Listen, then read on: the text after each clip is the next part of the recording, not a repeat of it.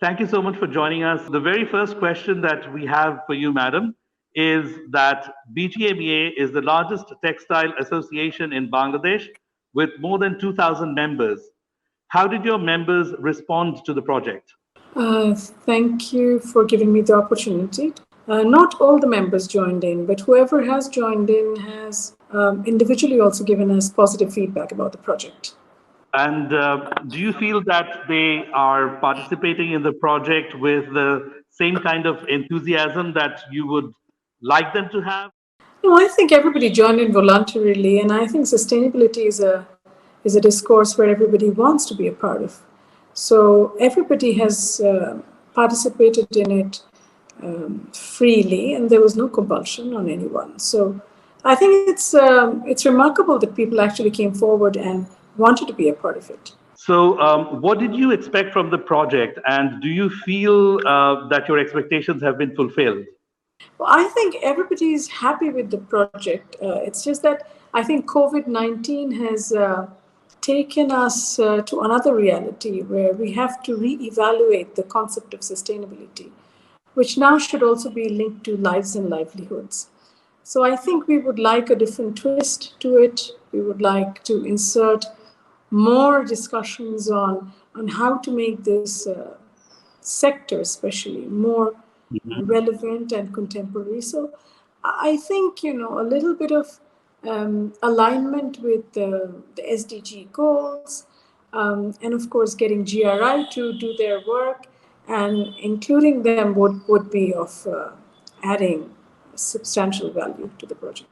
Okay, so you feel that maybe if there is more incorporation of SDG goals, then it would be even better fulfilled. Yes, indeed. So sustainability just cannot be a preset agenda. It has to be fluid, Right. flexible, and it has to invite and welcome a lot of changes as well. I mean, it's just not about SDG goals. It's just about re-looking at the whole thing and re-evaluating what the industry needs right now, or rather what the globe or the world needs right now. So, ma'am, what would you tell colleagues from your sector about sustainability reporting?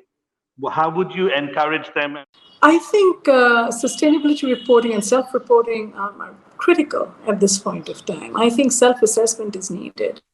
I think people should be sharing their own findings, and I think GIZ has done a remarkable job of promoting this and for making it a part of our self-realization. So I will be strongly recommending everyone to be a part of this project and to move forward, because at the end of it all, it's our own perceptions and our own reporting and assessment that matters most. Ma'am, do you believe that most of the participants see a business case in the reporting on sustainability and following sustainability? I certainly think there's a huge business case of sustainability reporting, because the more transparent you are and the more you assess yourselves, the more you are sharing your own data and what you're doing, I think automatically it adds value to the worth of the factory. So it's important for us to make sure that everybody understands, all the manufacturers understand that at the end of the day, it's the extra 1 mile that really makes one stand out. Do you feel that the COVID-19 lockdown affected the project or the reporting process in any way? Yes, of course it did. I mean, I think we could have gone a lot faster with a much more meaningful pace if COVID hadn't interrupted our lives. But then again, COVID has interrupted our every breath that you take. It's impacted our lives, our businesses, our points of view. So, it's just a project. So automatically, projects are undoubtedly expected to be impacted. So I think, yes, physical restriction and also the level of interest from everyone, including, really attaching priority to this, of course, has been impeded. And I also think going forward, the sector priority should not be around firefighting. It should be above and beyond that. Ma'am, that brings me to another question, that in about 5 years, what do you envision will be the situation of the sector and on sustainability situation and reporting? In about 5 years, what's going to happen? Don't ask me, I have no idea. In about 5 months, what's going to happen? Well, we're probably going to be recovering around 60 to 65% of our original businesses.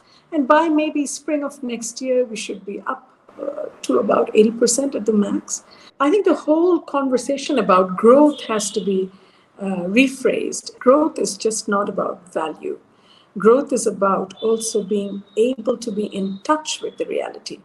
So in a world where McKinsey has already anticipated a 35% loss of business, and almost 65% consumers are going to come down, to say that we will grow in this sector in the traditional sense doesn't make sense to me at all. I think growth is going to be only a valid discussion if we are taking into account that tomorrow's consumer is going to want more for less. So they will want more sustainable products at a lower value, faster. Bangladesh has huge infrastructure.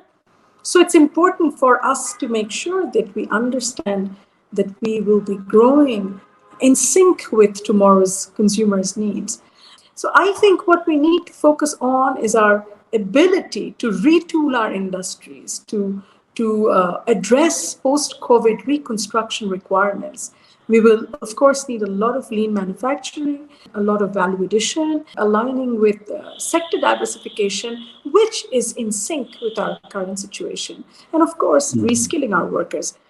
So we have multiple challenges, including the 4IR challenges, we have the COVID challenges, and of course, we have finance challenges. So with so many challenges, it's going to be pretty tough navigating this sector. And do you think that running the businesses in a more sustainable way will help to ease those challenges somewhat? I think sustainability is an incredibly important concept which can give us an edge over the others. As it is, we have just formed the RMG Sustainability Council, and AQL has just left the country. So in RSC, we have 3 parts. One is the structural, fire, and electrical compliance. The other one is labor compliance. And the third one is, of course, the environment, aka the sustainability issue. So we have taken sustainability very seriously in the sector.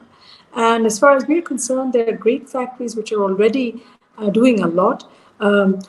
And I think my colleagues from BGMEA, they've done enough pushing this project forward. So I believe, stalwarts like them will move the sector forward, along with, of course, many others on the board that we have who contribute to the sustainability narrative of this country to a great extent. That brings us to the last question. What is your recommendation to accelerate the impact of sustainability reporting in Bangladesh? I think there are just too many projects all over this country. I think if we could string a lot of these projects and bring them together and stitch them and have a single platform, I think I would be actively recommending GIZ. I'm sort of hoping that GIZ will continue to champion this cause of sustainability. And through them, we would, of course, look for GRI and sync with the whole project.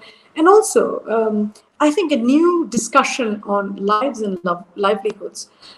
So sustainable lives and livelihoods should be actually included in the whole narrative of sustainability. And here, we can't really also just keep the buyers out of the conversation, because sustainable sourcing practices needs to also be brought into the conversation. So sustainable sourcing practices, sustainable supply chain, and sustainable self-reporting, along with special focus on lives and livelihoods, these all need to come into play at one go. And I would welcome GIZ to host that conversation on a broader platform. Thank you so much for participating and giving us this time. Thank you very much. Thank you so much. Thank you.